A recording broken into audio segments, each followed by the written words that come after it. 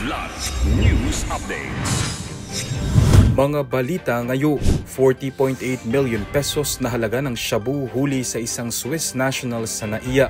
Senator Jinggoy Estrada at Joel Villanueva handang buksan ang bank accounts para pabulaanan ng alegasyon sa korupsyon sa flood control projects. PNP naka-full alert na para sa malawakang kilos protesta sa September 21. Ako po si Cesar Soriano para ihatid ang nangungunang mga balita sa buong kapuluan ngayon. Arestado ang isang Swiss national sa Ninoy Aquino International Airport o NAIA Terminal 3 matapos ang tangkang pagpuslit nito ng nasa 40.8 million pesos na halaga ng shabu. Ayon sa Bureau of Customs o BOC, napansin sa X-ray scan ng suspicious images mula sa bagaheng dala ng banyaga na mula sa Abu Dhabi. Sa manual inspection, nakumpirma na shabu ang laman ng 4 na plastic packs na may kabuuang timbang na 6 na kilo.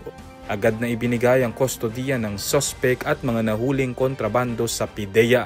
Naharap ang suspect sa kasong paglabag sa Comprehensive Dangerous Drugs Act of 2002. Bukas sina Senator Jinggoy Estrada at Senator Joel Villanueva na lumagda ng waivers para buksan ang kanilang bank accounts sa gitna ng investigasyon sa maanumalyang flood control projects. Ito ay matapos parehong idinawit ni ex-DPWH Bulacan Assistant Engineer Bryce Hernandez ang dalawang senador sa pagdinig ng Kamara na tumanggap umano sila ng 30% na kickbacks mula sa mga proyekto ng gobyerno. Sa plenary session kahapon, tinawag ni Estrada na habitual liar si Hernandez kasabay ng mariing pagtanggi nito sa alegasyon. Pinasinungalingan naman ni Villanueva ang paratang ni Hernandez na tinawag nitong scripted. Naglabas din ito ng sama ng loob sa tila hindi pagprotekta sa kanya ng Senado. Kahapon nang ibinalik sa Senate Detention Facility si Hernandez, bagay na inalmahan ng ilang miyembro ng minorya.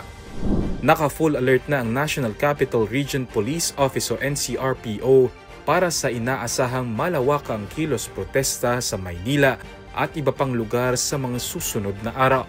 Pagtitiyak ng NCRPO, nakahanda ang kanilang hanay na panatilihin ang kapayapaan, kaayusan at seguridad sa gitna ng mga demonstrasyon nang may paggalang sa karapatan ng mga mamamayan sa malayang pamamahaya. Nakatakdang idaos ang trilyon peso march sa darating na linggo Setyembre 21 sa Luneta Park sa Maynila at sa EDSA People Power Monument sa Quezon City na dadaluhan ng iba't ibang sektor at organisasyon para kondinahin ang korupsyon sa mga proyekto ng gobyerno. Wala namang naitalang banta ang Manila Police District o MPD sa kasalukuyan. Nasa 1,000 personnel ang nakatakdang ipakalat ng MPD sa September 21. Para sa Kidlat News Channel, ako si Renzo Linon, nag-uula. Ako po si Cesar Soriano, kasama nyo sa bawat pagputo ng balita.